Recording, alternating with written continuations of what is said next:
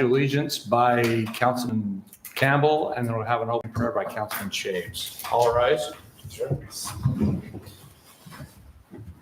And begin.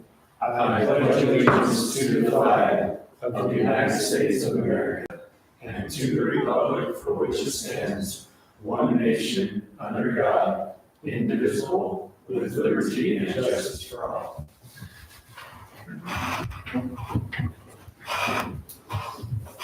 God in heaven, we're grateful to our heads before thee. We thank thee for the opportunity we have to meet together to discuss city issues. Pray that thy spirit might be with us and that we might be inspired to make those decisions that are right for this city. We pray for those that are affected by worldwide commotion. Pray that our political leaders will find ways that we can help contribute to finding peace in this world. In the meantime, we're grateful to be in this safe, small community and grateful for the blessings that we have. And we give you thanks and ask for rain in this area as well. And thank you in the name of Jesus Christ. Amen. Amen. All right, thank you. Approval of the agenda order. Everybody had a chance to look at the agenda? Good for me. All right, need a motion. I make a motion, we approve the agenda order. Second. I have a motion, a second, all in favor? Aye. All right, approval of agenda. So disclosure and declarations of conflicts from city council members and or the mayor. None. Perfect. All right, consent agenda. We can do both of these in one show. Possible approval of meeting minutes from June 4th, 2025 and approval of city expenditures from May 2025. Mayor, I move to go ahead and approve the meeting minutes from June 4th, 2025, and also the city expenditures from May of 2025. Second. I have a motion, a second. Let's do a roll call vote on your end, Joey. Aye. Aye. Aye. Motion carries. All right, public forum. We're going to skip public forum. All right, public hearing. I need a motion to open up a public hearing for input. It's on the amended budget for fiscal year 2024-2025. Mayor, I make a motion to open a public hearing for the amended budget of fiscal year 2024 through 2025. I have a motion and a second. All in favor? Aye. Aye. All right, public hearing is now open for our budget amendment. Anybody from the public? All right, I'd like a motion to close our public hearing. I would move that we go ahead and close the public hearing. Second. Have a motion, a second to close our public hearing. All in favor? Aye. Any opposed? Thank you. All right, we're going to move into our business items. Business item F1, discussion of possible action on the amended budget for fiscal year 2024-2025. Ben, this is all you. Yep. We've got a slide up here, got just a couple high-level points to touch on. I wanted to talk briefly just about the approach to an amended budget. It's pretty typical for municipalities to do 2 cycles of budget amendments. Some bigger cities do it quarterly. This is our first one for the budget year, so we only did one. There's 2 ways to approach a budget, or sorry, 3 ways. There's probably more, but to approach a budget amendment. State law only requires that you not exceed your total expenses in each fund. So as long as the net result of 2 transactions, a budget over and a budget under, you don't technically have to amend the budget. So the 3 ways to approach this, the example here I gave was if you spend more in parks fuel but less in parks maintenance, it washes. You don't have to do line level budget adjustments. Some cities choose to actually amend every single budget line, so every budget line is under budget. There's a couple reasons to avoid that, but I'll touch on the other 2 approaches also. So the next one is a priority level amendment. This is where you recognize changes in priorities during the fiscal year. So something you didn't contemplate during the budget process, you include that in a budget amendment. This is generally probably, in my opinion, the best way to approach a budget amendment, just because you're updating the budget with the priorities of the council. The third way to go about a budget amendment is really just this fund level budget amendment. So you only amend a budget. The only reason to amend a budget is to meet statutory requirements. So this is if your total fund expenditures for some reason exceeded the original budget, then you would do that fund level. So you'd identify some of the more material things that you went over on, and then explain why. So the benefit of this approach is that it preserves the council's original intent of the budget.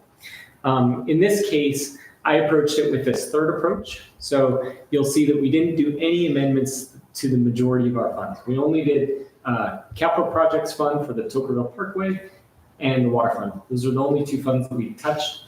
I actually created budgets for each of these priorities. I did a line level budget amendment, but after I got working through it, I didn't really like that, because what that's saying, the way I viewed that is that then you have staff recommending a budget that wasn't in line with council's original intent for the budget.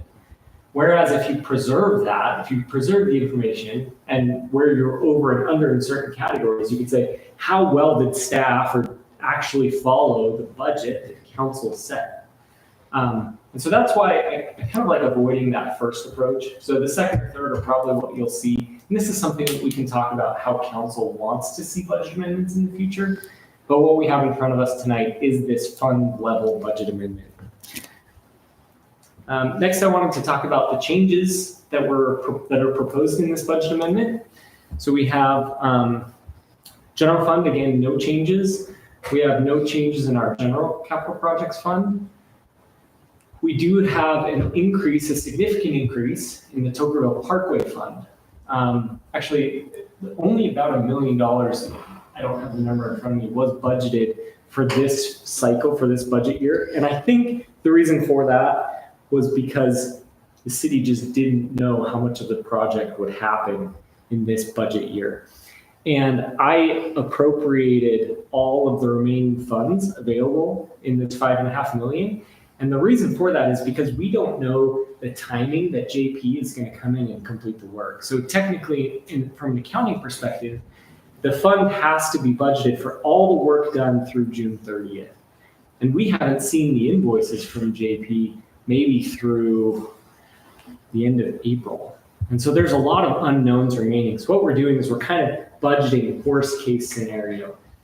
It increases the budget authority, but the reality is we're only going to be paying out the invoices that we receive. If we get $2 million worth of invoices, then that's what we're going to be paying out this budget cycle through June 30th.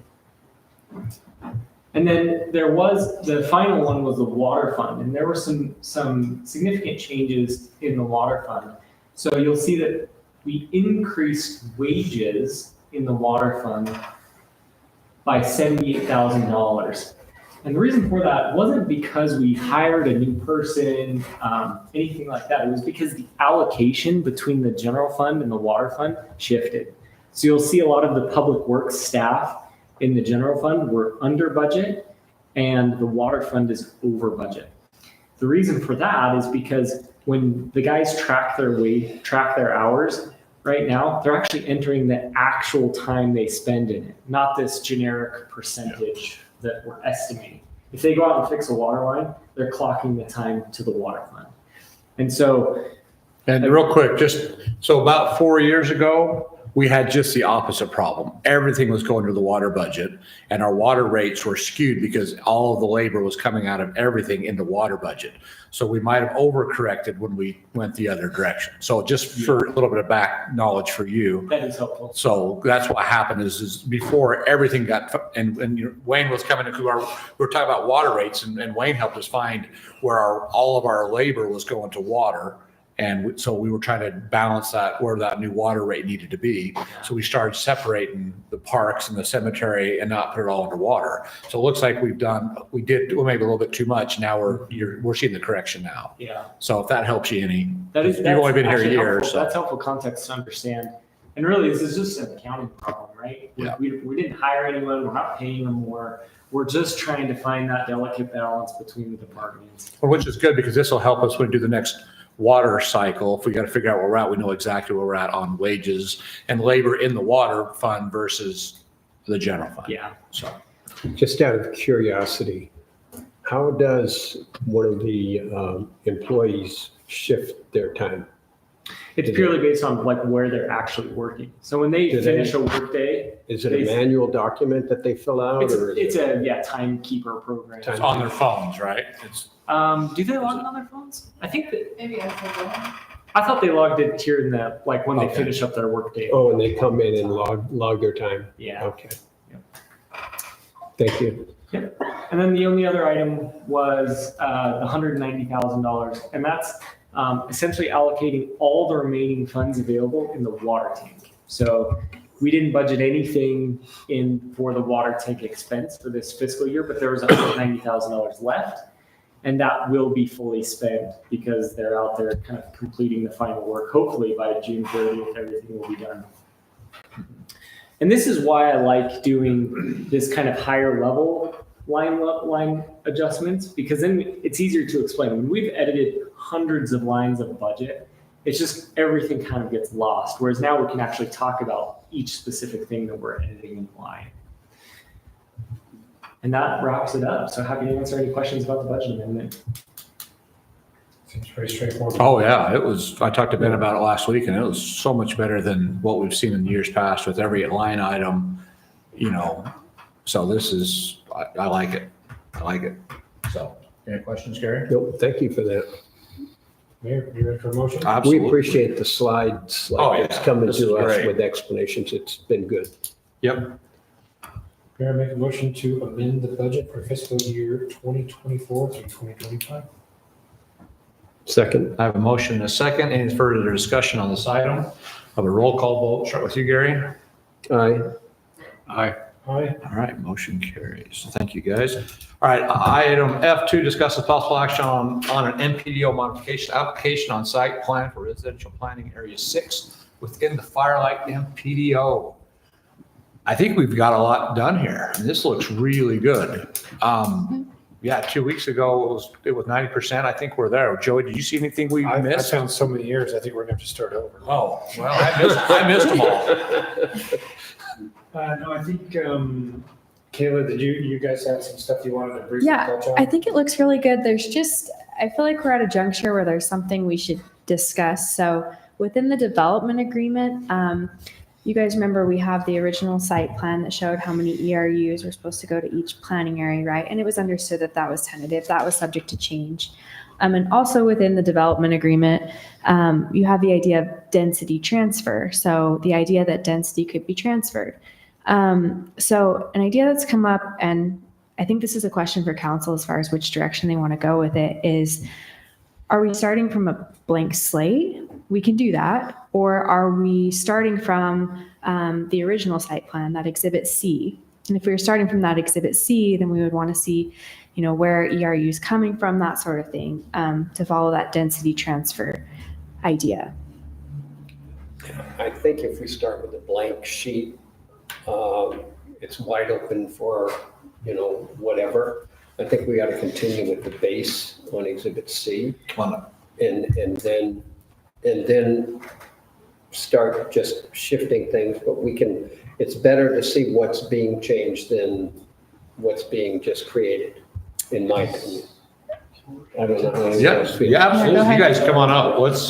So one of the issues that we noticed within the development agreement, you can see it with the numbers where it says the development agreement MPDO, that's within that exhibit. There was no allocation to any of the commercial planning areas. And so that's the reason why, in the last meeting, we showed this density distribution. This is where we would like to operate from. If you want us to show, we can show whatever you need us to. Okay, so that one wasn't in the original development agreement, but I think it was presented to us 2 meetings ago, and it had the commercial on it. This document, yes. Okay. But this column right here, this column right here was what was in the original development agreement. Okay, Does that make sense? yeah, we yeah, can so either add- I was happier to see the allocation for commercial on that particular document, so. And if you guys would like, we can go add the pluses or minuses to it right now, or we can say this is the I base think- one to start with now, and then every single time we submit, that line that says per dev agreement and MPDO, that'll go away in the next one, and then we'll have a plus or minus column if we change anything. So like if we come I in guess with the- PAs, go ahead. let's say we came in with PA 11 and we ended up with 5 more units and we put +5 on that one and put -5 on whichever one we took away from. But we're more than happy to do that now Yeah. for this one, or, start Well- with this one and say from now on, show us your pluses. Yeah, I'm glad you brought that up, that this one is a different distribution. And I don't know if something needs to be done to acknowledge the fact that we're using this chart rather than one in the development agreement. I think, yeah, again, I think that's kind of where I was headed. So we had this original, we understood that things were going to change, right? So the question is, in this development agreement, it contemplates them showing when they transfer density. So where are these ERUs going? Where are they coming from? That sort of thing. So I think this chart is like a first stab at it. We can't tell exactly where the ERUs are coming from, but they've got the commercial planning area ERUs shown. So I guess the question is, in my view, this would be updated as we go along, but we'd still have that original to refer to. So we have the original, and then the question is, do we want them to have to show where they're transferring from? Does that matter? I think it's important to both parties to know, to keep track of where it's going and have a plus or minus, so to speak, against the total number. So, and I like your idea to keep it in the development agreement so we can make sure that this will balance out to what's on the development agreement at the end of the day. So there's two ways to do that. Either you can say, these are the ERUs you've got, kind of blank slate, or you can say, here's our original, we want to see where you're drawing from to finish get this to and what ultimately we're get to at the today, I same think. ERUs. The one challenge, if we use the exhibit from the development agreement, is that total base ERUs don't actually match up with what it states physically within the development agreement that are actually available. Does that make sense? So if you look at this Yes. document right here, it says that there was 3497 base ERUs, but within, They didn't The bring the actual bonus language. densities in. no, they didn't. They didn't add But then that. also 3490 is, there's only 3405 base ERUs available. Yeah, so Not So there's we a got there's a 92 discrepancy. extra units in the original. Which is not, we're not saying we're gonna have it be 3497. It's very clear in the document, there's 3405. Yeah. But that's where, for us, we felt like it would be better to start, like to say, Yeah. let's use This row here. that row So and not this is based off what's- the initial, yeah. because there's no, it won't ever add up. I think to if the we, ones that are initially. if we did a simple amendment and just added this to the exhibit As the baseline. as the baseline, We can because, remove the other one. yeah, Well, remove when the you other say one. do a simple amendment, I mean, so we have Exhibit C, and what Just I'm to the- looking at is the residential planning areas. Looks like we've got an ERU chart. So you're saying substitute that ERU chart out for This chart. this Because chart. just like they said, there's no commercial breakdown in the other one Yeah, because that's there's just right. a clump. Or we just add the plus or minuses to this, staple it to the planning area 6, because the way I see this chart, open space and trails, is these 3 documents are going to guide every single, Yes. everything forward, right? So whatever's the easiest for everybody, if they're willing to update just to make that simple change in the development agreement. I mean, I don't know, that might be but Yeah, that's or- an interesting approach, and I think it could work. We just amend the development agreement. yeah, we just do. that simple amendment can't be. Emily, what's your? Would it have to thoughts? record the whole development agreement again though? We could just record the amendment. Amendment? Okay. Which is what we're doing with Which the we're doing that PA6 now. site This is- plan, so this you is- just okay. add This this is to it. amendment. Yeah. Okay. But it's not going to cost them to do an I amendment think with this, right? we would record the amendment separately. So it'd be like Amendment 1 to Development Agreement, and we'd record that. That way you could follow it really easily in the county records later. Yeah. That would be my thought. I think that'd be the easiest. So we agree that we start the plus and minus from here. Next time I come in. That's, I think so. This is now the new distribution. Yeah. And And if it changes from here, then we now when know. they change it, Yeah. and we'd have a plus or a minus on each. So as a way to Yeah. reference this as a working document, The- the amendment. So we could put something like, I think it'd be important to add language like, and you guys can tell me how to phrase this, but something like, this is where we're starting.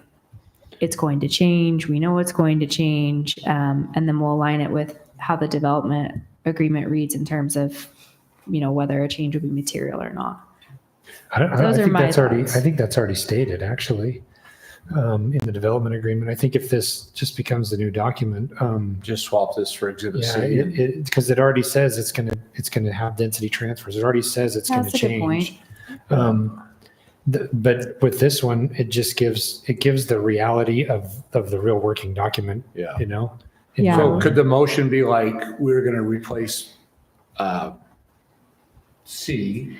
We're I don't gonna I wouldn't approve replace the, it, but I think it should be just be an amended working Yeah, but if you document. take the old one out and put this one. well, in, it's tough to call it like you need like I guess the question I have is like, is this a baseline, Yeah. right? Is this what we're gonna refer to and say, okay, here's where we're started, where are we at now, right? We want it to be like a baseline, and we can understand that changes will be made to it, but we need to We need to decide see if the we're gonna have a transfers. baseline. It sounds like that should be it. I think this is a way more accurate and way better Yeah. establishment of a baseline than Than was the represented original. first.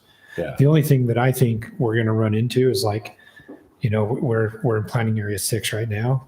And I think we all know that maybe at the end, you might be 1 or 2 or 3 or 10, and you're going to just have to, there's going to be a minus, or there's probably never going to be a plus in there, because I don't think you're going to get more, but there's going to be a minus in PA 6 probably when they can't get that last 2 houses, right? So that's Yeah. my only concern, is that it doesn't turn it into like, they're gone. Right. You don't get If any they- more. if they're They too can move shy, it then to they can move another- it to another one. planning Absolutely. And then once that complete planning area is done, it Then we just can has the update strike the through it. table and say that was -2 and Yeah. you got that. Right. Right. Yeah. Okay, yeah. Well, is there any reason we can't leave the old document in there? And Well, we should, yeah, you can leave the old one in. Yeah, you can just update it to exhibit We could C. leave it, and then our amendment Take could it just over say now. this chart amends and supersedes what was Yeah. previously in Exhibit C. Yeah. for some Needed to reason be we have go updated back to reflect the current circumstance. We'll say it better than that, Yeah. but something like that. Perfect. So is this on a spreadsheet? Yes. So when you do pluses or minuses or whatever, are you just intending to add another column to this Yes. document? Yeah, we'll probably just add another column and it'll show. It'll be red and positive. green. Yeah, green will be going up. Christmas, That'll be- Negative. Christmas Yeah. colors. Yeah, It'll red be and green. Crisp base, we'll just say like original, and then it'll be updated. Okay.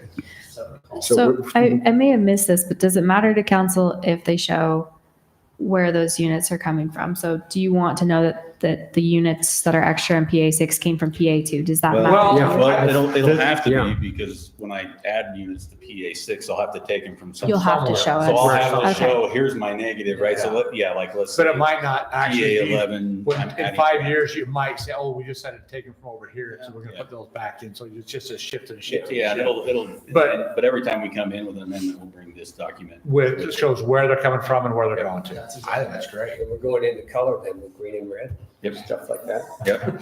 So I gotta make it look nice, right? Yeah, it'll look pretty. Make a pie chart. Well, it's easier for me to see a red and a green than it Yeah. is to look for a minus or a plus. Yeah, for sure. And so it'll be highlighted. The Okay. changes will be colored. Awesome. So Plenty of the rainbow colors in there. we can have purple. No comment. Well, if you do the plus and minus, then you don't have to amend any language in the development agreement Right. to meet that requirement. Yeah, then we'll just do that. That makes it clean. That's Yeah. it. So what kind of motion do we need to word this? Well, is there any other thing that we need to talk about? Yeah, I think- oh, yeah. The other. Well, this is an amendment. Yeah. Yeah. Kayla, are you good? Yeah, what else? I don't have anything else. That was really our only concern, was just how council wanted to address that. So it sounds like council wants to approve it with the condition that the development agreement be approved or amended to replace, To update. yeah. So I would this just is say we all- amend the development agreement to include this density Updated, distribution. And in the updated. language of Okay, the right. amendment To itself, I include can that, yeah. address that it supersedes the existing Okay. ER. The site plan is also an amendment to the development This old agreement. one's still gonna be there. Oh, the The old site one will plan still was? be- Yeah, yeah, so Yeah. those are added to Yeah. Exhibit Exactly. C So we'll as the amend the overall amendment. site plan. Yeah. Okay. Yeah. Yeah. Okay. Or can it all be just one? We'll amend the amendment. Got it. Okay. That's a good point. About I didn't 100 realize it was times. an amendment. Yeah. Does every planning area, if the ERUs are adjusted, we don't need a site plan amendment, do we, each and every time? Is that what We you're will saying? get one And that's when it'll change, is When with they each go site and plan. submit I think he's saying they're gonna go back and We don't have to do amend. retroactively amend No. this if we No, lost two. just a units. site. No, Just just the chart and the new site. Which density bonus does the amenities fall under? I can't remember. Is that just the active recreation? On the park, yeah, we've got active recreation because I don't have the 9.2 acres for open space. for a park. Okay. Your guys' code says that the park for every 1,000 residents needs to be 9.2 acres, and that got to be really big. So we did the active recreation for all the park amenities in that spot right there instead.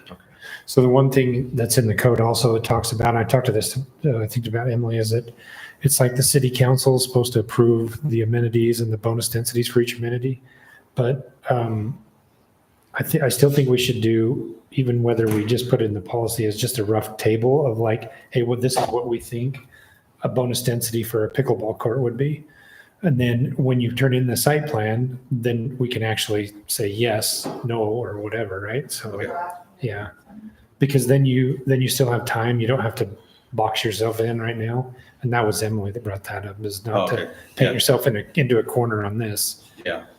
So, Yeah, because we still gotta, once this is done, our next step is to go talk to parks and say, what do you guys really want to see in your parks? yeah, and it's If supposed to, you like, guys are gonna take it over one day, I know we're gonna have the Right. bathroom pavilions, certain things, but well, the thing every that city we, seems to have different little amenities they want. the thing that when we actually changed that table, and I was part of that portion, is that we didn't want to see like just a whole bunch of grass fields, Yeah. so like it gave you guys an option to want to do something different, a splash pad, a pickleball court, or whatever it is. But I don't know if I really like the verbiage of, and especially if something changes and the council's giving you guys a hard time and you're like, well, we want to put a pickleball court in, it's a lot more money, but you're only getting me one ERU for it, or, Right. something has to be a give and take on So both sides. some kind of a little bit more chart to established. say we get this many bonus for a pickleball.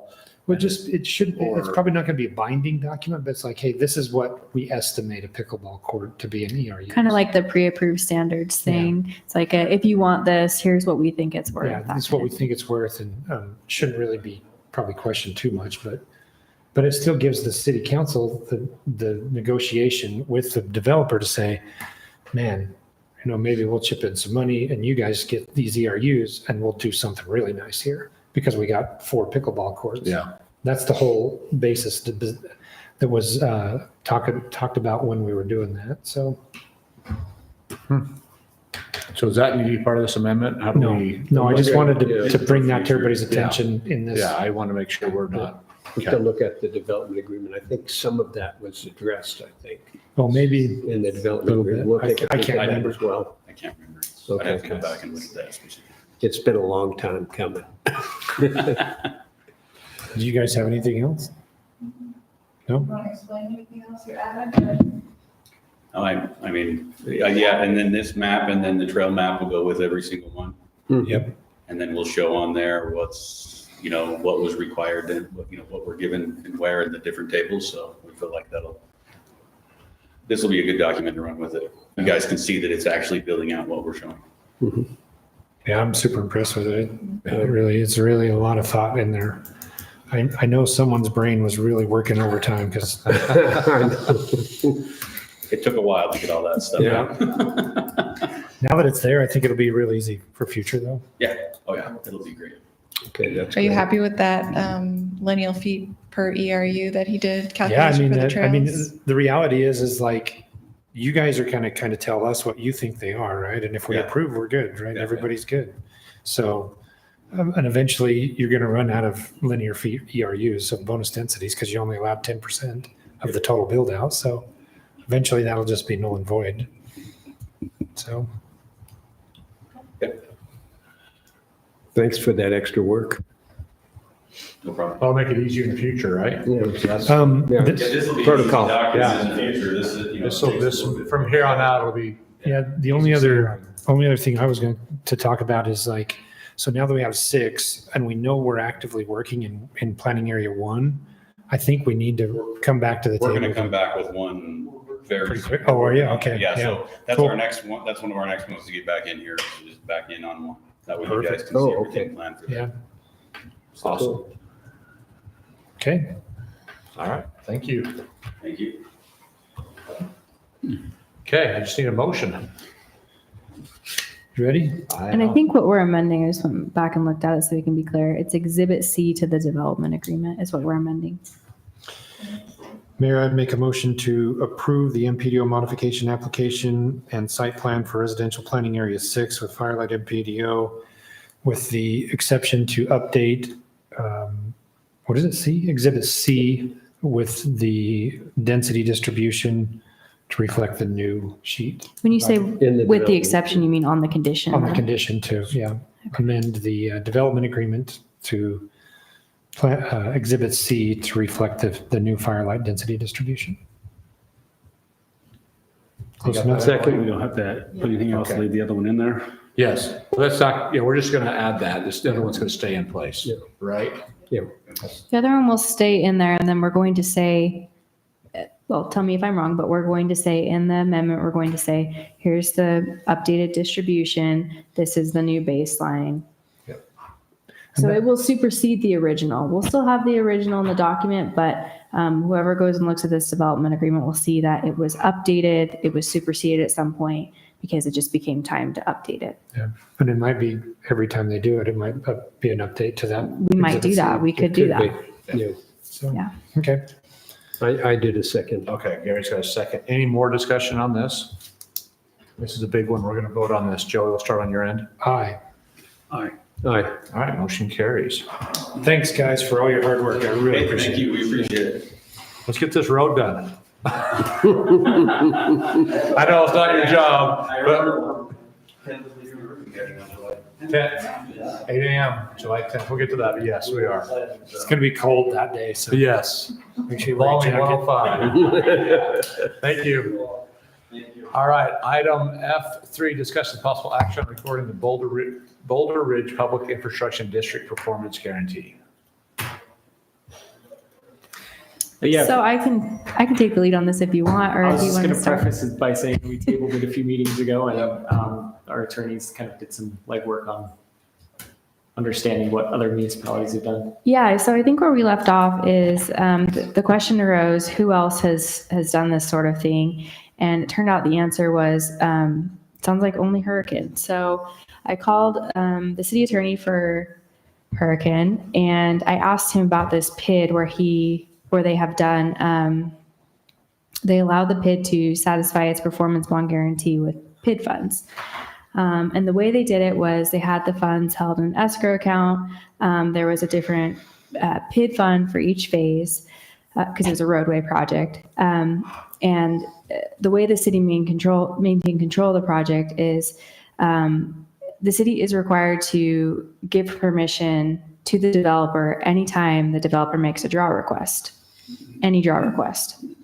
So anytime the developer wants to use money, the city has to sign off on it. Isn't that how all PIDs are anyway, though? I mean, whether it's, Not the city having to sign off, so potentially the Okay. PID trustee, but I don't know about the city. I thought. it So had the to come city would before the have like, city And say, we had this much done, we want to release this much out of the PID. I thought this, That's in a completion assurance. okay. That's not the PID funding.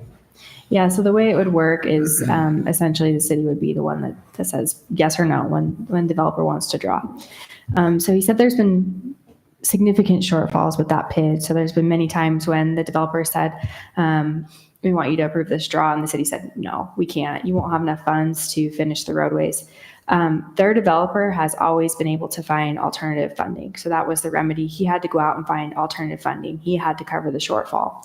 And their developer has been able to do that. So it hasn't been a problem.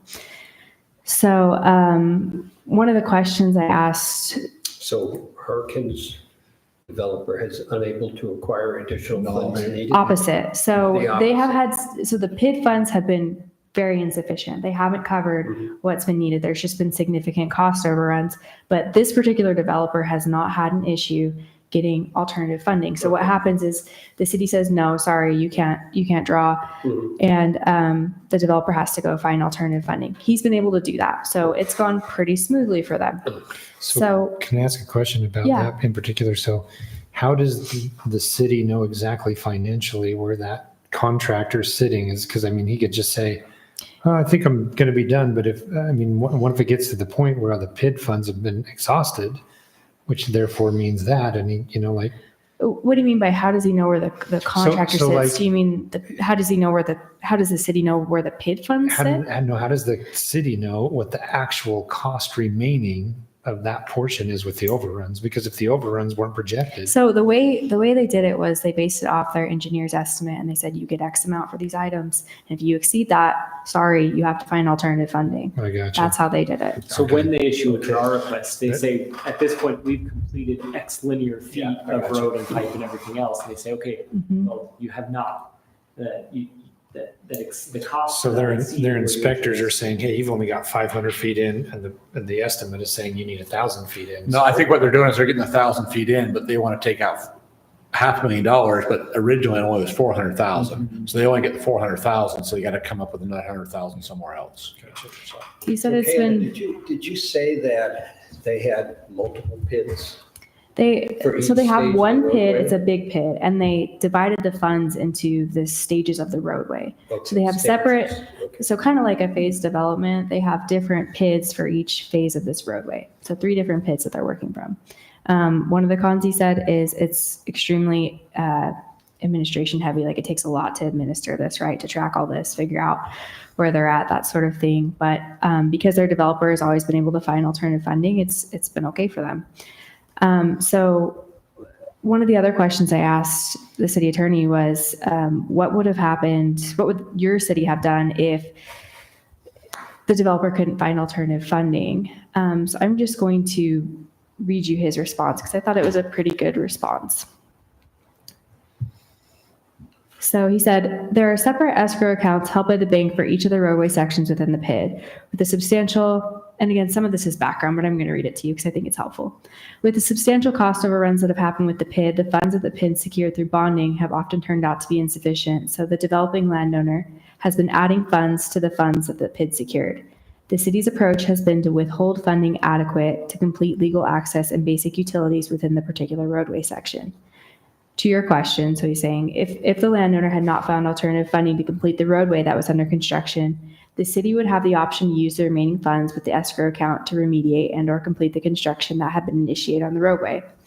If that were to happen, the city would look at any land use entitlements that have been granted in reliance on the roadway bonding and decide how to address providing adequate public facilities to the entitled development.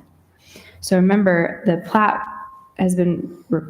would be recorded. So at this point, you'd have people that had lots, but they wouldn't have the public improvements that they thought they were getting. So what he's saying is you'd have to figure out a way to fix that. So the city has to come up with the financing to cover the shortfall, basically? The city has to figure it out. All of a sudden, you have people that have lots, but they don't have the utilities. So yeah, essentially what you're saying, what do we do? It's kind of a big question mark. Which could get passed on to the buyers, the homeowners or landowners.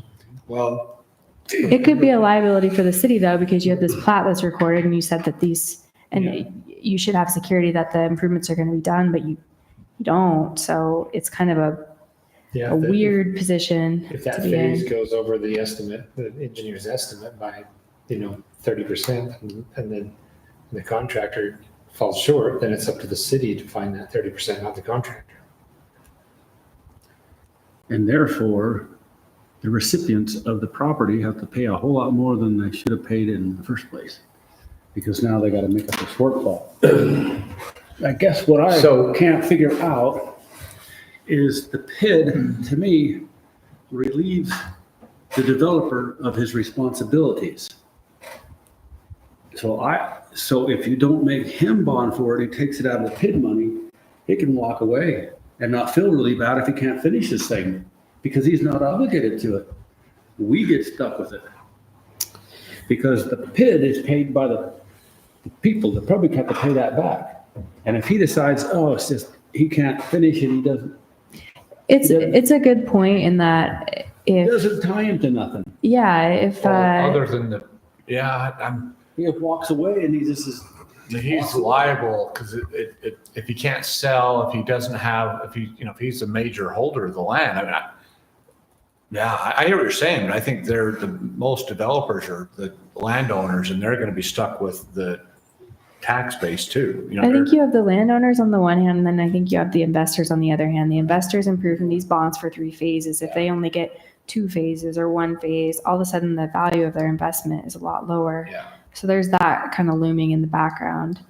Well, if you had the separate surety bond and you have the PID, so like if there is that 30% shortfall, would the bond pick up 30% shortfall? Oh, you're saying if they had to bond I don't separately? think it- Well, I guess It's the difference would be you're not taking money from subsequent phases Yeah, to try to fund it. You just have to go obtain like a letter of credit or Yeah. bond with cash, independent of these PID funds that you have. So 2 different things. Yeah, but what You're I'm asking saying- if it would cover the Yeah, would shortfall? it cover the shortfall? No, I think it would be the if same it went into situation, but I default? think the likelihood of it happening would be Less. lower. Yeah, I do too, because it's more assurance. that bonding is costing a lot of money, so you. Yeah. Well, the other thing, if the overall PID amount wasn't going to cover the entire project, because obviously the first phase in this particular example was underestimated, and each and every phase is underestimated. Obviously, the PID, there wouldn't be enough to finish with the PID. Exactly. Right. And I don't know if an surety bond for the same amount is going to finish it either. Well, I mean, it's probably not Whatever gonna finish it, but it's really, You know. it's Yeah, married, that's it's what I'm- marrying them to That's, that I'm project. yeah, I'm Right. just, If it's what we require for a surety bond, it's got to make the ultimate sacrifice. If everything defaults, the surety bond has to pay for it, but it's only worth the amount of the surety bond. So if it's 5 million and it costs 6, I don't believe the surety companies right. has to cover the other million. Yeah. That No, puts but I it think right the difference here, the key difference is where the money's come from. So here, what's being proposed is that you use money that's allocated, that investors think is going to go toward building the improvements for phases 2 and 3 to try to bond for phase 1, right? So if there's shortfalls, you're kind of robbing from phase 2 and 3. Yeah, that's where I wish that, or like Hurricane, they had the ability to say, no, you can't use that money until you get to that phase. You know, then they have to come up with their own money somewhere else to say, let's finish this up and then we'll use that other PID money for the next phase. Does that make sense? So like Hurricane, they're saying, you know, you can't have more than what the estimated engineered estimate was. That way it would keep the bond or the PID money to go where it's supposed to. If they're short at the beginning or they're short 30% in, they got to come up with money to that point, and then they can continue forward like Hurricane's making them do that. Yeah, I think So they I'm had a just- good safeguard in Yeah. place. I don't think it's foolproof. I think in their situation, the developer's always been able to come up with Yeah. alternative funding. So it just hasn't, it's been a non-issue to think about what would we do if we said no and he said, this isn't the only way I can do this is by using these funds. I'm just, That would be a tough situation to be in. yeah, I'm just trying to figure the difference between the other than a shortfall. The bond, the PID money is there just to do exactly what it has to go through all the regulations to get money to draw out that the inspectors have to say it's done. They have to do all that, other than just screwing up on the bids, I guess, and getting, you know, cost too high. That's about the scenario I see that's a negative. Does that make sense? Because say they have $4 million, it's earmarked only for Boulder Ridge Phase 1. You know, so it's, Ben, I don't know if you can help me explain that. The money's there for that project. It's not like they can take it somewhere else. I would also add that I don't think it's the city's role to protect the investors in investment Right. in this case, because if they were following the traditional path of constructing the infrastructure before recording the final plat, then they're bearing the investors are bearing the same risk anyway. If Yeah. there's a shortfall in costs, They're going to come up with the estimate, money they have to come anyways. up with the money anyways. I think it's a little different here because the PID was created to do phases 1, 2, 3 improvements, not to also guarantee. Like, I think that those two things are being kind of conflated. Maybe it's just a difference in our opinion, but Yeah, I think it's taking usually a developer has to come in and they have to separately bond. They can't go get a loan to build something and then also use those loan proceeds to bond. that's No, what that's they I do. guess they Yeah, theoretically absolutely. could, but they would have to bond, they would have to loan for more. exactly how settlers structure out. Yeah. They would That's have to loan for more though. I mean, they couldn't just loan for the cost of the improvements alone. They'd have to loan for the cost of the 10% more. improvements Plus plus whatever our What's the bond amount legal, is. what's the legal maximum? We can, it's like 10% also. Yeah, 110%. Mhm. 110%.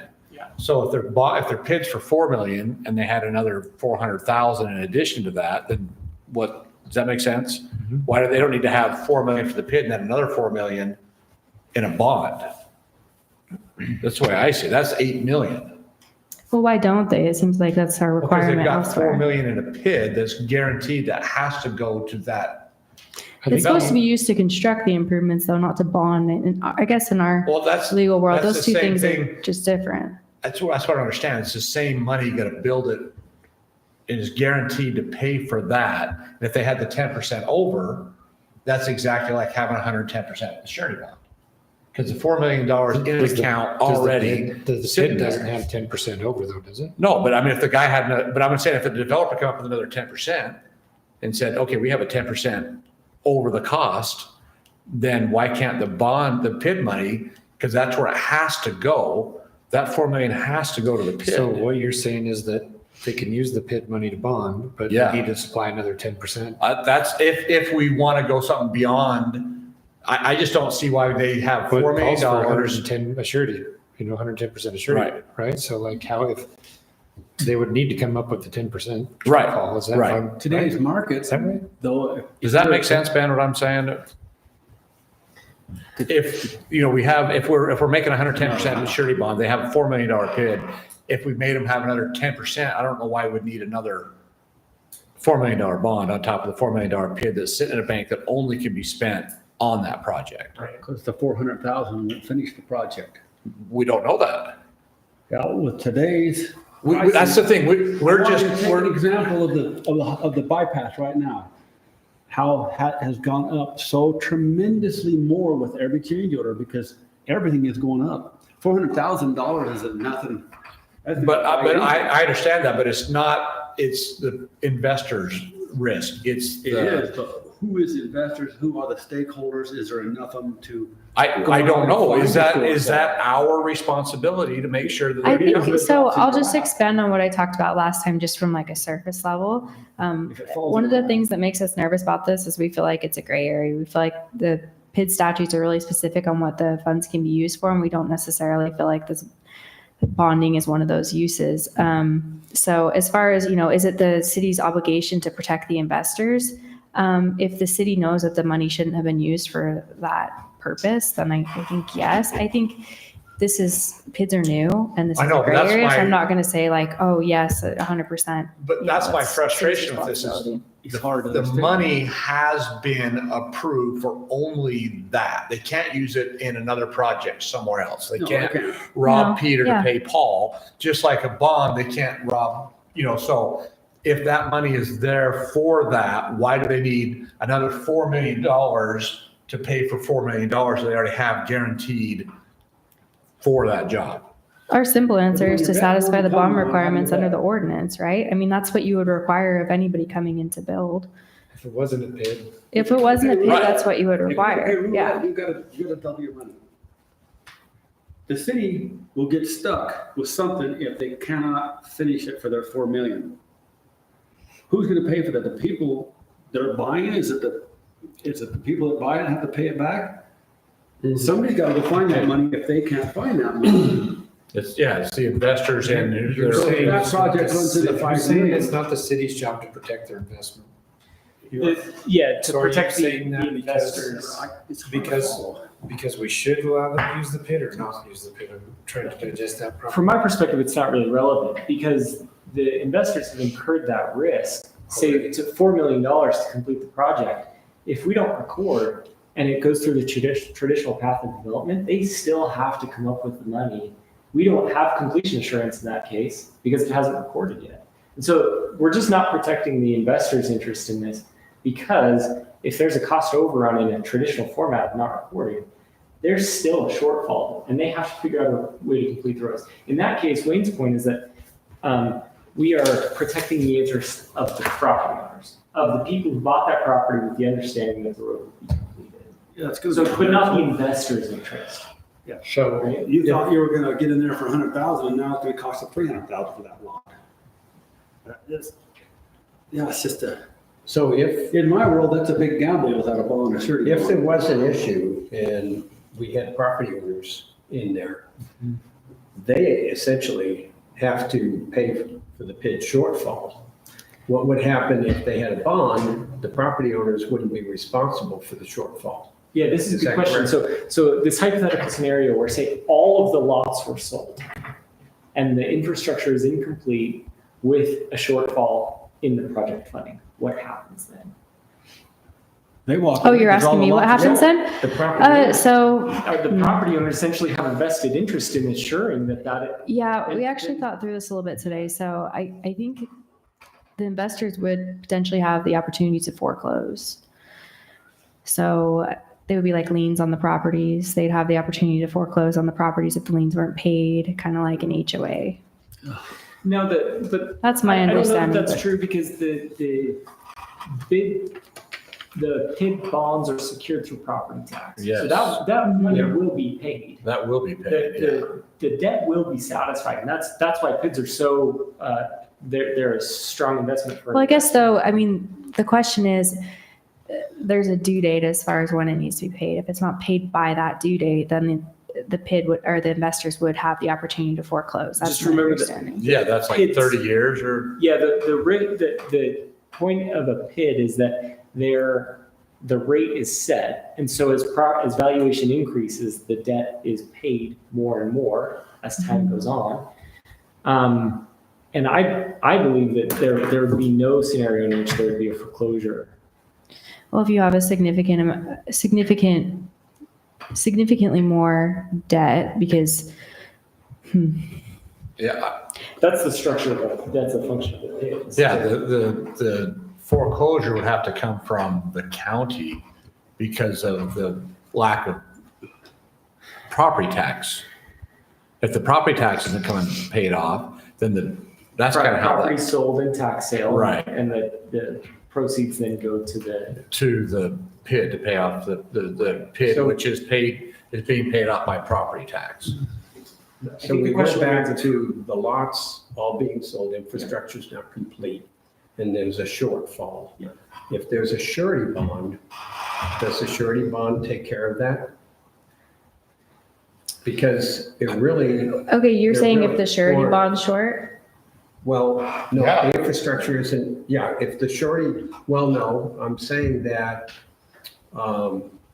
Because the surety bond's only good for 4 million right, and they spent the 4 million. Is the surety bond going to cover more? Yes. How much? Well, it has to because. 10%? I mean, Whatever. it's gonna I don't be, know that it would. I the think that inflation rate, I'm not sure. the difference here is that where the money's coming from. So if just somebody came in and wanted to develop, they'd have to separately bond for that 110%. Versus here, we're drawing from the funds available for phases 2 and 3. So we're leaving less available for phases 2 and 3 if we have to but we don't draw know from that. If that's only that if there bond. is a shortfall. You're you right. know, If things go optimally, then I mean, there's no issue. If things go optimally, if there's no shortfall or anything. Yeah. But What's the- what's that's the why you have equivalent the of surety surety bonds anyways, because they may not go.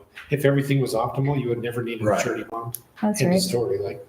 But so therein lies the question. We have a $4 million project. We have $4 million of PID fund. If our surety bond is 110%, do we just make him get a 10% more to Yeah. cover the, I don't know how to answer that because our code says, well, that's 110%. 110%. Then there's 110% yeah. in I see what an you're saying. account. It's exactly like a surety bond. It's 100% like a surety bond. You have 4 million plus 10%. Get a 10% of surety bond. That's 110%. No, plus the 110%. So you want $8.4 million. I don't know. That's where I'm That's- struggling. that- That's where I'm struggling. I don't know any other, I don't know that the discussion is about requiring a surety bond and using PID funds. I think it's either or. well, that's what we're asking. Can the PID funds, because they're guaranteed to be spent on that project for the $4 million, Why do we have, what, they can't, that money can't go anywhere else. Right. Do we make them just get another $400,000 to make the 110%? No, I Not have the 4 million from the PID and $400,000 separate. So that makes 110%. So you basically, you're saying we accept The the PID funds plus as a that, but 10, you also need the 10% surety 10%. bond. Yeah, that's because now you've got That would $4 satisfy million. the 110%. That would satisfy the 110% as the city code says it. Nothing's coming from phase 2 or 3. Right. How would nothing be coming from phase 2 or Well, 3? I'm not following. if phase 1 is $4 million, that's. There's only 7.5 million in the PID to begin with, Okay, is that so right? I'm using just numbers. It doesn't relate particularly this PID, it could be any PID. Say phase 1 is 4 million, phase 2 is 2 million, and phase 3 is 1.5. There's 7.5 million. We don't know how much they're doing in 1 versus 2 versus 3. But at this point, they have $4 million. It's still going to fall back to the engineer's estimate in the first phase. too. Right. So as long as you're not allocating more. Right. So you get down to, and they get down to phase 1 and there's $4 million spent. They can't roll into phase 2 and phase 3's money. Okay, so in your hypothetical, how much is phase 1 estimated to cost by the Phase engineer? 1 is 4 million. Okay, so phase 1 is 4 million. That's Yeah. what the engineer says. We have That's what we- 7.5 million in our Right. PID fund. Right. So what's he using to bond? Where's that 110% coming from? So that's what I'm saying. You got 100% with the PID money, the 4 million, and then you have another 4. So it's just He's got to like use that to construct the improvements. He's got to have enough in there to So, construct the improvements. when plus somebody comes in 110%. and gives us 110%, like Settlers Junction, they came in and gave us 110% money. Every time they brought in an invoice, we took the money out of our account and paid the invoice. That's because they did a cash bond. Right. Right. This is almost identical to a cash bond because that $4 million is sitting in an account that cannot be touched other than what it's going for. It's not the same because, the other bonds you can use, you can leverage assets, you can leverage anything. It's basically the bank saying, yes, this guy's good for $4 million. Right. But what I'm saying is the $4 million that's in a PID, it's in an account somewhere sitting there. Yeah, no, I know, but you can't use Settler Junction as the same because theirs is actually Well, theirs was a cash. They brought cash to the city. So I'm saying is whether this sits in the city's account or whether it sits in a PID account somewhere, and if you throw the extra 10% on top, it's identical. It's 100% identical, whether a guy brought us $4.4 million or he has $4.4 million in a PID account somewhere. Or am I seeing this wrong? That's been my perspective as well. And the other question is, I think it's, is that an allowable use of PID funds? I think that's been questioned. Right. And Matt Ant Because says it's it not is, explicitly listed in state code. but it's not. I believe it is because state code states that working capital related to the improvement. That's the language in state code. Working Which section are you looking at, Ben? This is Title 11, Chapter 14. So working capital entitled to the development. 1114, what's the last citation? I'm looking at the hyperlink here. It's the email I sent out, right? Oh, okay. Here's it. So you think with the state code, it is. Provide working capital related to the improvement is an allowable use under state code of PID bond proceeds. Do you think it's allowable use by law? That's how I interpret that. Okay. So we interpret it differently, obviously, but I think at this point, you guys have our opinion. Attorneys obviously are cautious, and if there's a gray area, we'll tell you, and we don't like to go into gray areas. But I mean, I think there's been a lot of points made as far as how it could work, how it could not. It makes us uncomfortable for the reasons that we've talked about. Can we say with well, allowing them to do that, can we say we'd like another 10%? Our Because that, So you want Our them to ordinance- use, okay, so our ordinance calls for 110%. Yeah. So you have if to at least make them bond for 110%. If there's not enough in there to cover that 110%, you could say. come up with the other Come up with the 10%. other 10% from a different source. Yeah. I think, I don't know if you can mix don't know the either. sources, that's a little messy, but so Potentially. you're recommending, that it's really not an allowed use. Well, it's- Under I'm just UCA. recommending we stick with the traditional approach that he has to come forward with a letter of credit or cash bond. And proceed like other developers, that we don't make exceptions for PIDs. to do it differently. But I don't know if this is I think this is just another avenue, not an exception. I think this is, we have the 4 million, we have whatever number it is, we have that money guaranteed to go to the project. If we need an extra 10%, then let's make them come up with another 10%. Why do we want to step out of the realm of comfortability? Because this is exactly the same comfortability as somebody brings us a cash bond of 110%. To me, it's identical. Then we need to change the code, make it 100 or 200% or 300%. We Our can't do code that 'cause says we're capped. 110. Okay, we're not stuck to the code with this. We don't have to accept this PID the way it is. What I'm saying is we're making it really hard. Someone's got $4 million in funding to build it. Now we want to make them go out and get another $4 million to cover it. So let's back. Does that make So sense? In the cash bond, Yes. we're gonna get a cash bond for, Yep. let's say, 4.4 million. 4.4 million. Yep. But they're saying, what they're also saying is they have their money in their pocket just to do the rest. So once they pay $200,000 to complete the first task, then you're gonna release $200,000 of their money. So they're not really working on 8 million, 8.8 million in the other bond, and they're working on maybe 5 million. Because every time they complete a phase, Right. you're pulling that money back. And that's the same thing they're doing with the So PID money. If you think of it in that aspect, every time they pull that back, then the only thing you're left with the question of is the 10%. The 10%, right. So do we make them go above and just get 10% more funding above the PID amount? I'm just trying to justify. And this is for Right. the Boulder Ridge. This one is, but this Commercial. this could be this is what it's for right now, but this could be for any PID down the road. There's 5 more PIDs in the city. They could say, hey, this works. We have $20 million in a PID. We want to use 20 million, 22 million, we're going to use a 20 million plus $2 million more for 10%. It just has to be So- that someone's keeping track of them Right. agreements or the costs. Well, what happens if the development changes in midstream here? It can't, it's recorded. Yeah, The PID money's assigned to that property. It's signed to the property, which is a commercial development. Yeah. Subdivided, so it's divided up into parcels at that point. So there's individual property owners. Once it's recorded. Yeah. So I can see the This evidence. is where I'm a little stuck here. Individual property owners will now have a supplemental property tax. yes, just like That every they PID. pay to the PID. Every PID's like But that. if they just went out and got a bond, there wouldn't be a supplemental tax on these. There wouldn't. properties. They would just increase the cost of the. They would have, Land. they would do that. Right.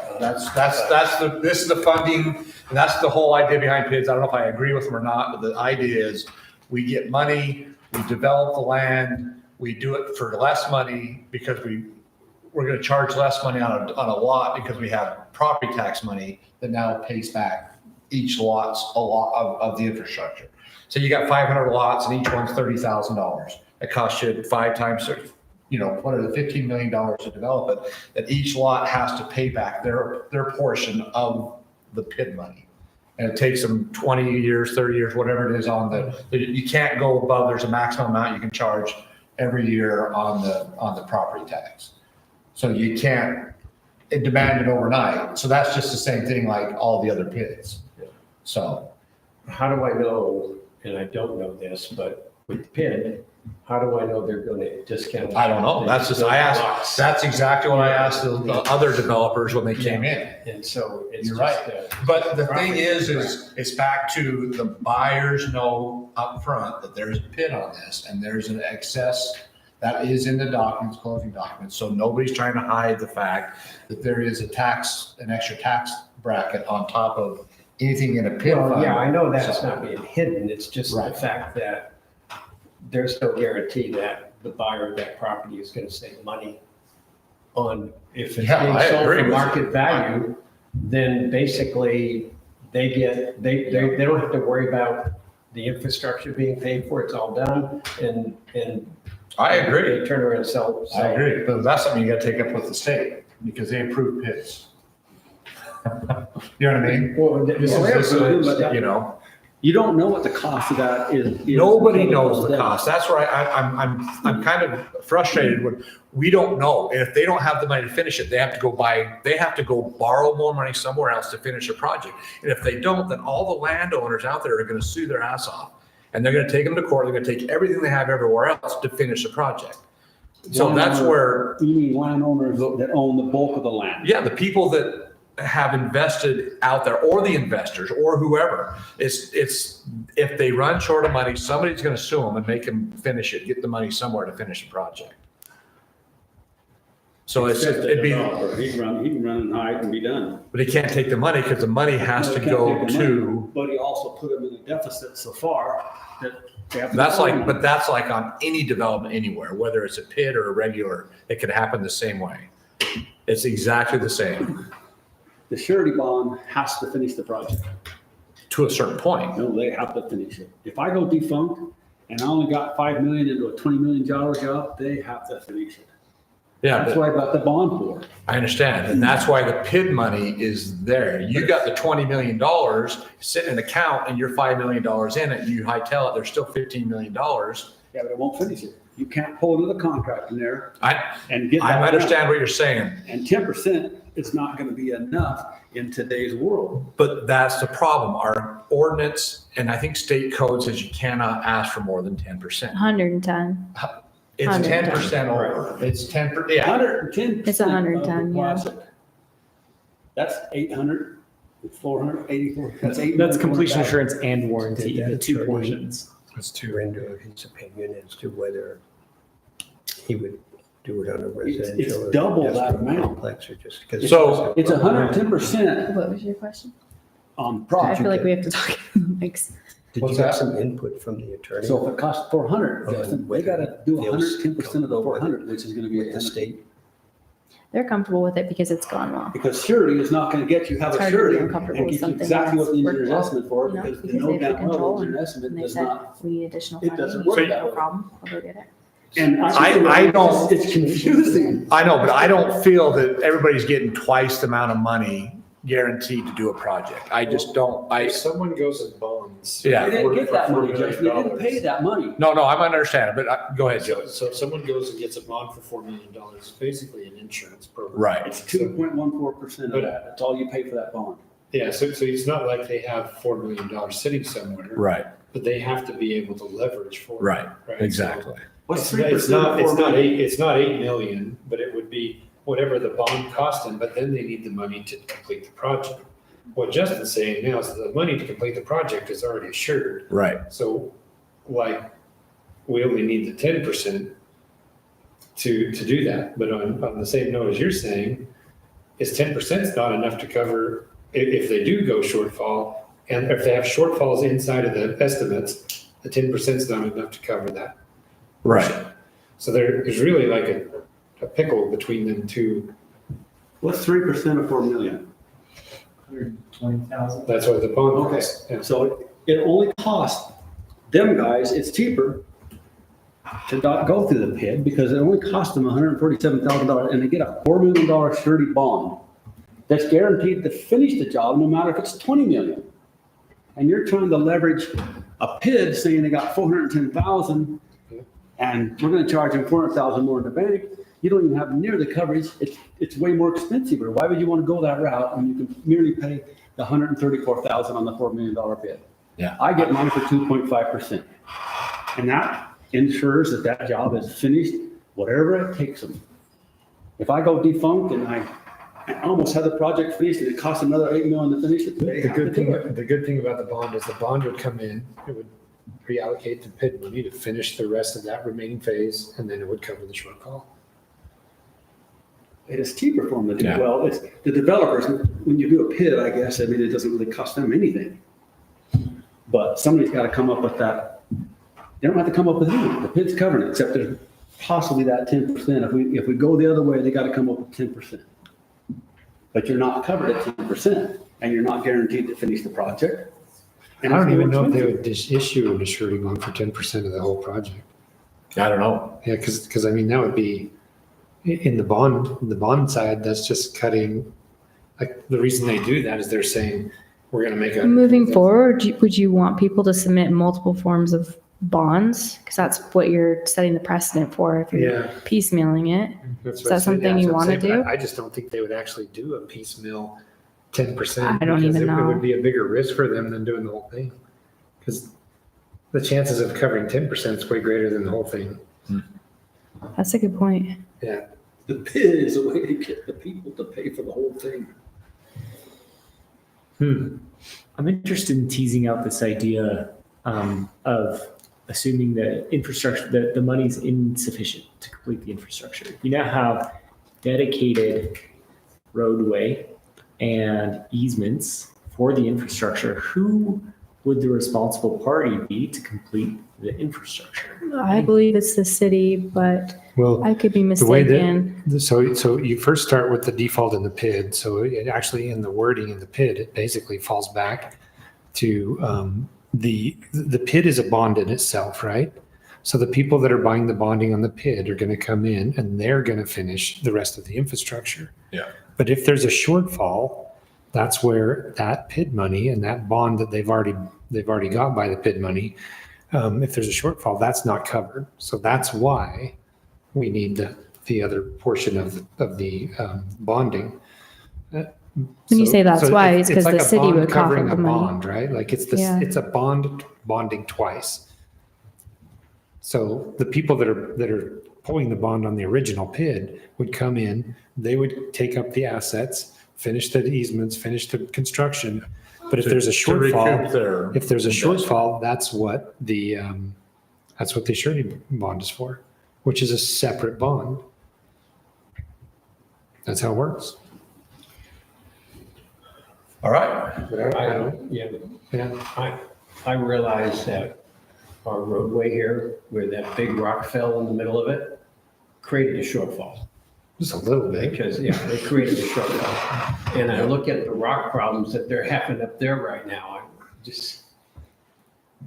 they were unexpected rock issues. I just wish that also, that there was more precedent set. And it wasn't, Right. it wasn't just like, hey, we're over here looking at this gray area trying to say, is this a good idea or a bad idea? Because on one hand, I'm like, well, man, let's try it. Let's see what happens. But you have to. Yeah, the only you one have that's to- been done is Hurricane, and they're not having a problem with it because the developer's doing it right. Yeah, and the developers also got a long road ahead of them, like Yeah. another 20 years. Right. Not a short window. Well, the Harkin, they're just putting a road in, they're not really doing a development that Well, they I mean, had planned up there, the, so. the PID money can only be used for infrastructure, so roads, sewer, water, stuff like that. It can't be used for, so. And I'm sure the road that they're building in Hurricane's got water. Is there some sewer, kind and of everything impact loss going on in. that? So, Where it only doesn't cover anything in the ground and so. It'll only cover up to the edge of the easements. I just don't, I guess I really don't fully understand the PID, but I don't understand why they would even go that route when it's cheaper for $260,000, you can post an $8 million surety bond. And then it's no worries for nobody. So what is the advantage? I don't know. Of the PID? Well, the advantage of using the PID money is they just don't have to spend the money to buy the surety bond. They don't have to spend. But the contractor doesn't have to spend, the developer doesn't have to spend any money because they got the loan from the PID. Yeah. So they're not putting their money out. That's They're not putting their money out, they got a PID. Yeah. So their responsibility list, I guess. I'd rather stay on the safer side and stay out of trouble and not be a guinea pig to try something new, I guess. I don't know. I lean towards toward both ways. the advice of our attorney there. But I could be wrong. I don't know. Yeah, I know it's. I know we need to get this done because I know there's a gas station out there that's dying to get this recorded and they don't want to go elsewhere, but they're, A gas station? Maverick wants to come in, but we're holding up their. We're not really holding it up because Yeah, if they no, wanted, we could. if they wanted could, to bond yeah. like a normal thing, they would have been. But they'd like this They would have answered, been moving. so, Months ago. It's gonna move into Boulder Ridge and occupy a lot. yes. Well, I don't think, Well, So it doesn't really matter. that's. But I'd like to get, I don't want to lose it. It's a null and void thing because it's not the Right. city's responsibility. It's not. To do that. Yeah. And say that and have that even as a thought, like. I just don't want to lose it. They're- That coming, it's going to be awesome. But it'll happen. It's already lost. I don't think so. So, So, okay. if you're worried about a deal, The deal's just a he's gonna side make thing. it happen either So, way. right. If he can't make it happen. Right, well, unless let's he just, has a pin, yeah, let's just, then that worries. let's just come up with an answer so he knows where to go. Let's get this done tonight, whether it's yea or nay, and then he knows what he's got to do. So let's not kick it down the road any further. Let's just come up with give an answer.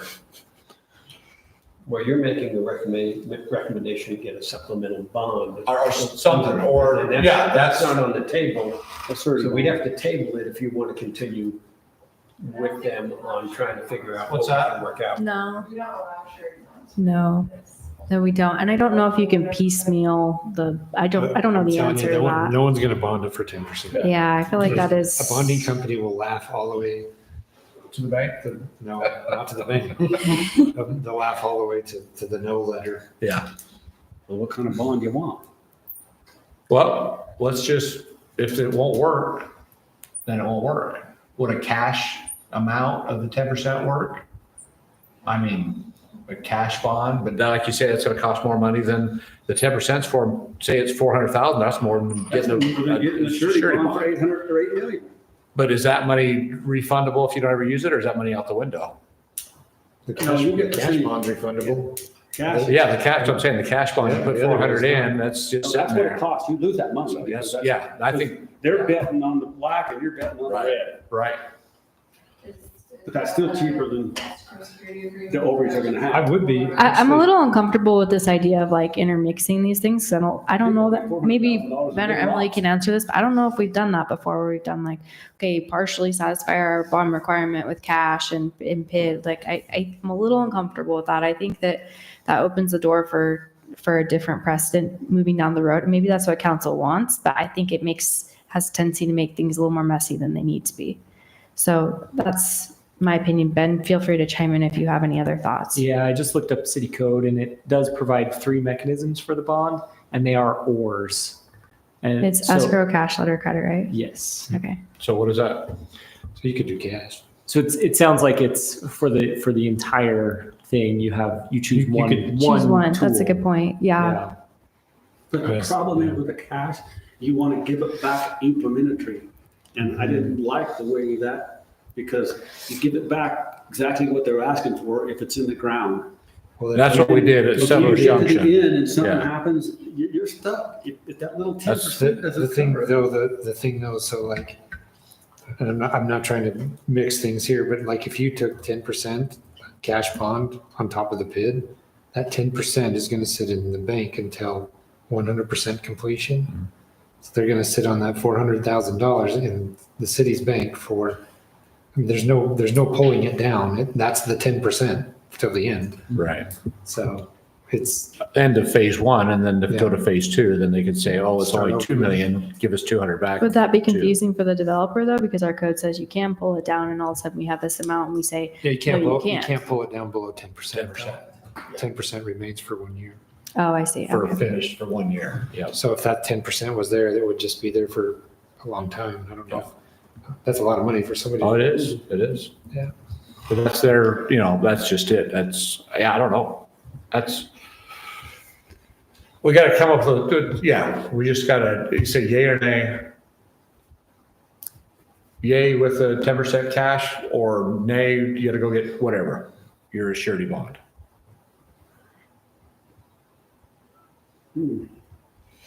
Yeah, it's tough. Cash bond's cheap. You're not got much insurance there on a $4 million project. And also Hurricane had the money transfer, when they accepted it, they wanted to hold the money. They held the. I asked about that and they said they kept it in the same account. Or was it the same account? Yeah.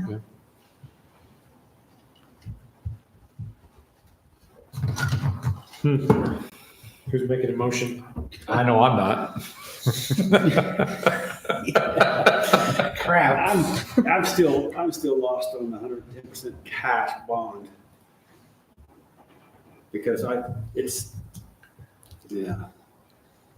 it's like double the money, 100%. It's not though, 4 because- million. So they would provide 4.4 million cash. Yeah. And then let's say they spend $1 million, they completed phase one, then they would pull back $1 million from their bond, from their cash bond. So now there's only 3.5 there. They get $1 million back to start the next chunk. So they use the first payment back from the cash bond starts phase two, or the second portion of that job. And then every time they pull down, they just put that money back into the project. 4 million won't finish the first phase. We don't know that. I'm just saying, in a typical world. Maybe they have another 8 million sitting there that they're using from something else. You know what I mean? We don't know their financial, Maybe they'll sell those you rocks. know, maybe, but we don't know their financial state. We can't say that. We don't know, so all we can do is You know, protect ourselves. So I guess I'm asking you guys, how's the best way to protect ourselves as a city? And Ben, What you're is the saying best city way? ordinance says 3 options. Ors, not Ors, ors, yeah. ors. Pardon me? Ors, you say or, so you pick Three one. ors, right. Because This the three of one us is here, this- if nobody agrees. Oh, yeah, anyway, absolutely. Well, you can just, it'll just not pass. And it'll go back to, It'll go back next month. well, no, it will deny him to use this. He'll have to come up with another way. He'll have to come up with a surety bond. If it doesn't, because it says here that we're regarding the Boulder Ridge District Performance Guarantee. If we say we can't use public PID money for this tonight, then he's got to come up with another way to do it. He's gotta come up with 100 cash bond or surety bond. Right. Essentially following the traditional path of development, Exactly. Which isn't. completes Big the decision. improvements and then records. Exactly. So then, but he can't record it until everything is complete. But this way, he wants to do it this way so he can record it and then complete it after it's been recorded. Oh, really? Yes. Oh, yes. That's the point. Oh, yeah, no, I don't like I that. apologize if I forgot to emphasize that. He wants to record. That's why we're having this discussion, is because he Always a wants catch in to there. record the plat before the improvements are installed, so he needs to bond for them. So that's why we're having the discussion. Otherwise, you wouldn't have to bond. He wouldn't have to bond, yeah. If he just installed the improvements, we wouldn't be having this discussion. It's only because he wants to record the plat first. The city needs some assurance that those improvements are going to be completed. So that's why we require the 110% bond, is because we have to have something. Well, if that's the case, then I'm definitely for the bond, like the Okay. surety bond. Like that's even harder because then I do see now why you're saying the property owners are going to bear the cost. Yeah. Yeah, that changes my mind. I'll make a motion. Yes. Go for it. Oh, this is a rough one for me. Okay. Yeah. Well, we haven't decided if we want surety or cash bond. Well, that's We not don't- up to us. So what That's not up we're, to us. so the question that's on the table tonight is, So he'll can decide. he use, Can he use? can he use the PID We'll deny. proceeds to satisfy the escrow security arrangement under our ordinance? That's a question for council. I just got brain. I'm ready. I'll make a motion that we deny business item F3, Boulder Ridge Public Infrastructure District Performance Guarantee. Second. Have a motion, a second. Any further discussion? All in favor? Let's do a roll call vote on this one. Okay. Gary? Further discussion, the Oh, only sorry. other option in favor of making something work would be to table it. But if we're done talking about it, then I'm aye. Right. All right, motion is denied. All right, item F4, discussion of possible action on ordinance 2025. An ordinance amending Title 5, Chapter 1, Section 4 of Tocqueville City Code to clarify standards for the keeping of livestock in single-family residence districts. Emily, what did we change? This one was a planning commission recommendation. It's in a conditional use in the single-family residential districts to have livestock. As you know, you've seen this many times, I've heard. But there's a lot somewhere that just has livestock on it and not a home. And so they felt that that was more of an agricultural use and that they wanted to add language in here that says that you can do that as long as you have a home. I want to make sure that they're invested in the community and invested in the lot and the care of that property by living on it. Okay, but if it's ag, if it's zoned ag, then that's not a problem. It's just Correct. residential, okay. Correct. Yeah, we I think- worked on this, didn't we? From what I understand, there is just really one lot in the city that has an issue with this. When the reality So is, far. since Mhm. if that, it's a pre-existing use, still doesn't have any teeth in it until Yeah. something future happens, correct? Right, this is just to prevent it It's from just to happening prevent it from again. Future happening, so Yeah. that won't affect that resident.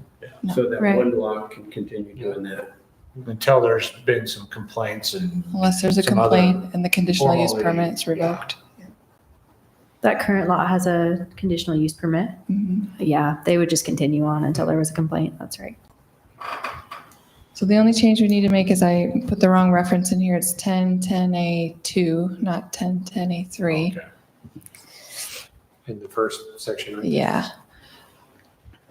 But it just clarifies that there has to be a home and that you cannot do it on a vacant lot or a lot that's only improved with an accessory building like a barn or a garage.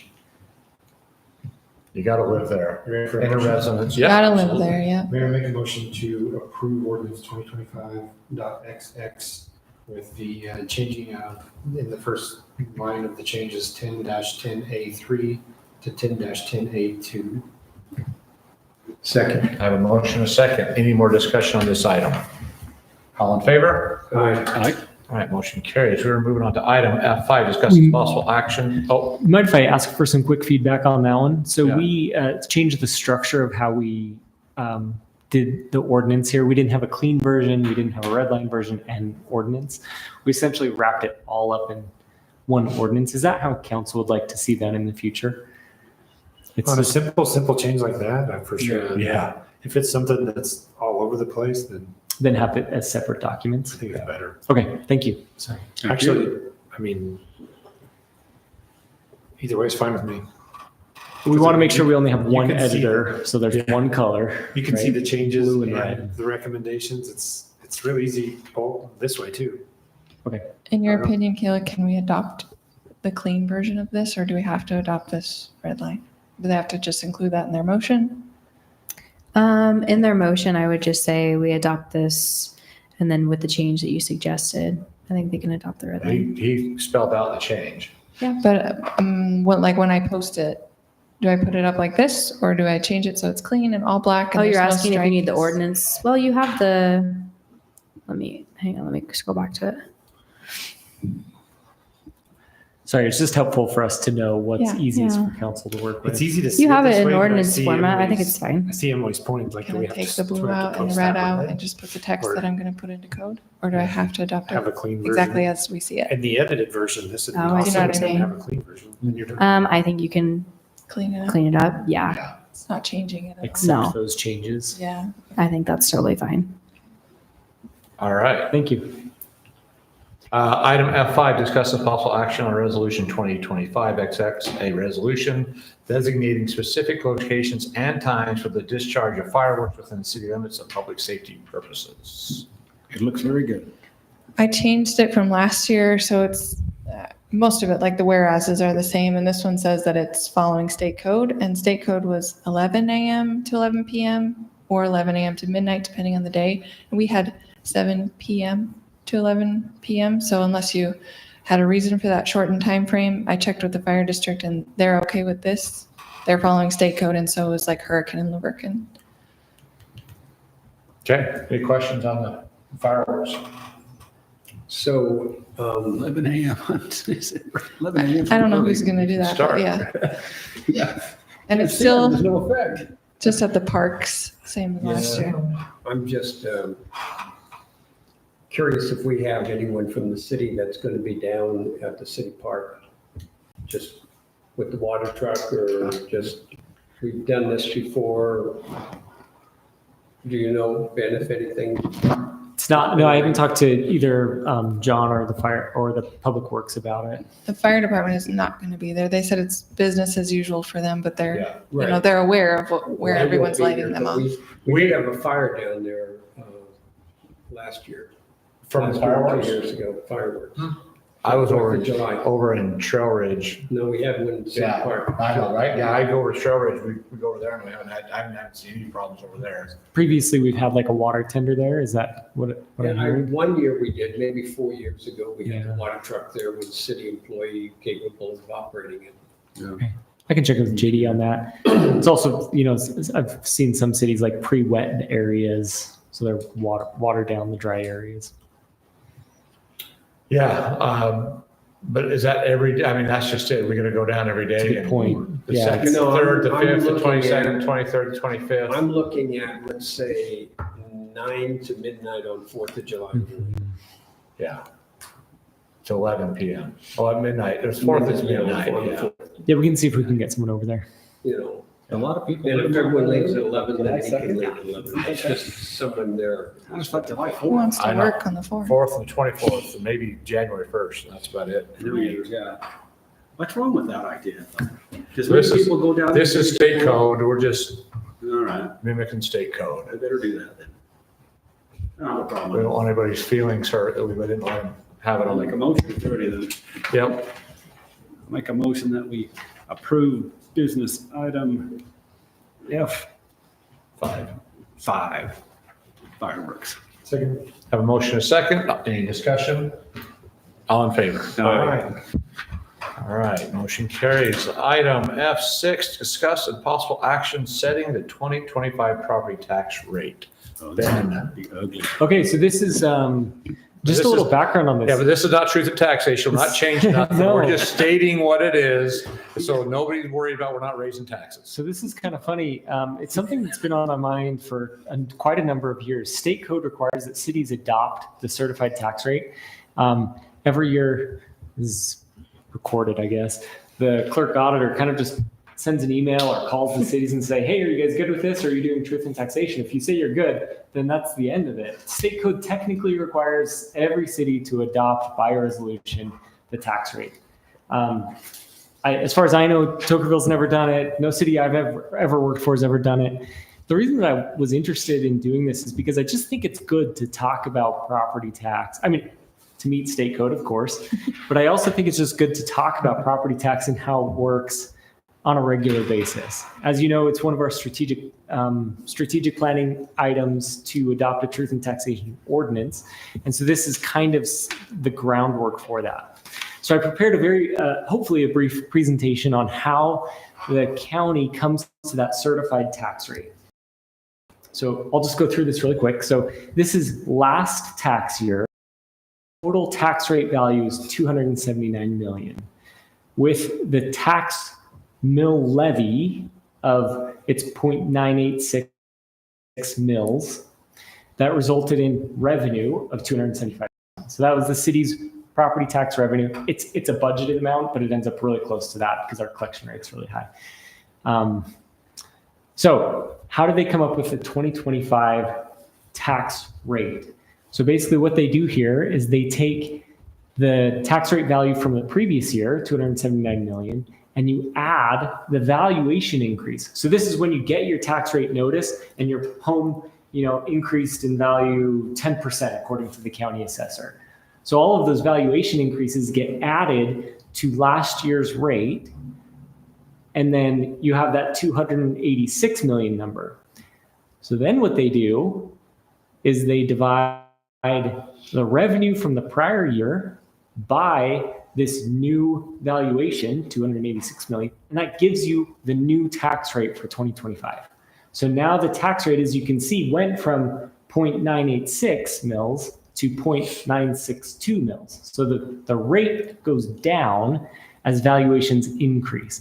And this is the whole point in truth and taxation, is that revenue doesn't increase as valuations increase. So then the other component to this is new growth. So as you have properties that develop, previously undeveloped properties, or basically we had in the last tax year, we had almost $15 million in new growth. And then they apply that rate, they apply the newly calculated rate to that new growth amount of $15 million. And you have a total tax rate value of $301 million. So So now our new tax rate value is 301. And there you can see that our revenue now increases because of that new growth, not because of valuation increase. So theoretically, the city's demand on services has increased, and so your revenue makes a small adjustment. You increase slightly in your revenue. So now our revenue from new growth is $15,000. So it went from 275 to 290 in the last year with the city not doing truth and taxation. So the $15 million of extra value in the city, we got $15,000. $15,000, yeah. So however many homes we Right. permitted 30 or 40 homes plus the commercial properties that are developing out of Anderson Junction. You get 15, the city gets an additional 15,000 from that. Jeez, that's a lot. You would get a cheaper tax rate. So the tax rate, tax rate goes down, but in theory, as long as your home, each individual home doesn't increase or decrease disproportionately to every other home or every other property in the county, year over year without a property tax increase, you pay the same amount. You Right. pay it will fluctuate. Except the school district, this is what people don't understand, is the part that the city gets doesn't change. But all of a sudden, the school district adds money, and then special service district add money, and then all of a sudden, your tax went up $700 in 1 year. And a lot of people think it's the city, and it's not the city. We still get that tiny little 0.000962% instead of, the big increase. Right. So.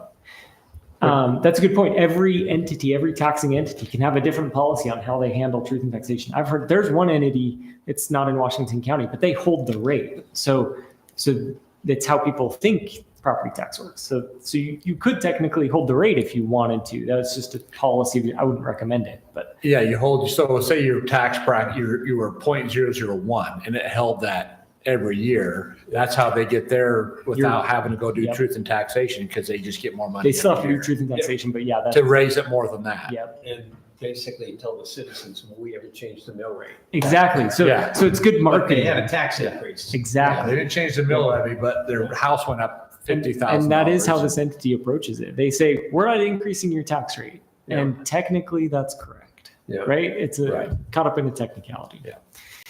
But all of this to kind of create the foundation of truth and taxation ordinance, which will be coming down the pipe this fall as part of our strategic planning. What I would touch on there is basically what we're trying to accomplish with this is ensure that our taxes are tracking with the cost of providing services. Cost of providing services increase year over year. And as we basically adopt this ordinance, it will contemplate how we calculate that, how we arrive at this number. It avoids massive one-time increases.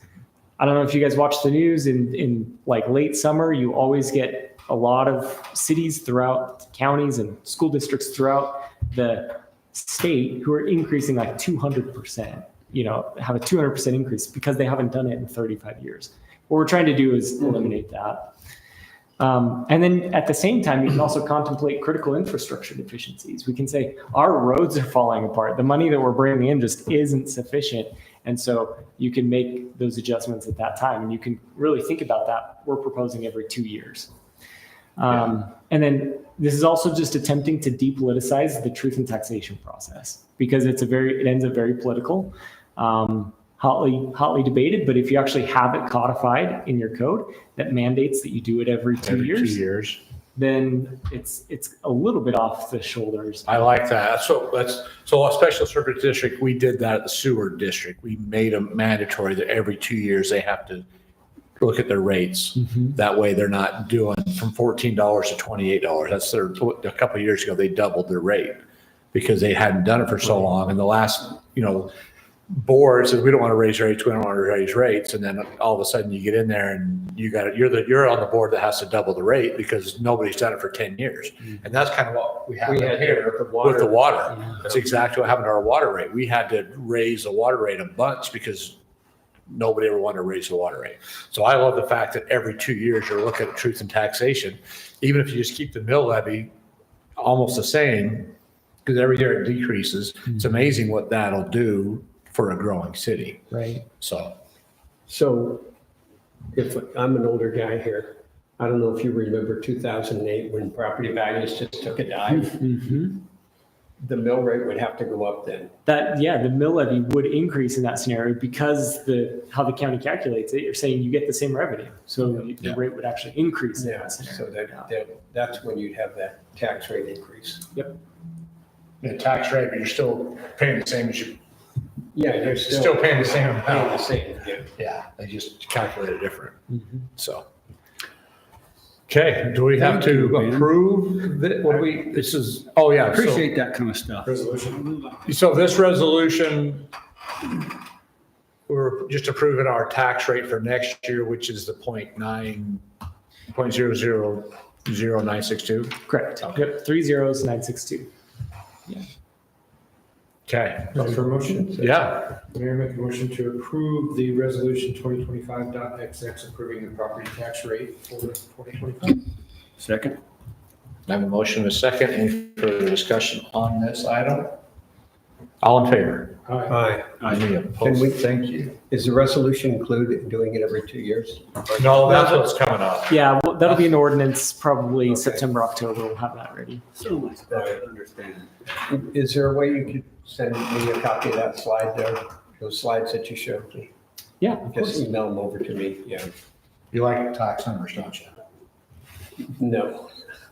I like to have a nicer way to explain it to people that come to my house Oh, and want to talk about property taxes. all right. Tell them that they need to go to the school district and really complain because that's the number one. Oh, I know. Don't get me started on the school district hearing. Show them that format and they'll better understand that. Absolutely. I have a lot of, yeah, that's what They don't realize it goes down even though it went up.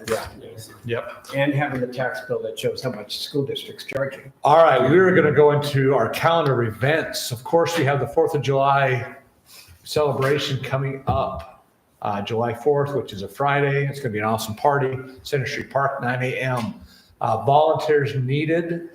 We have a link. I didn't get your email, but I. Oh, I texted it to you. I didn't email it. My bad.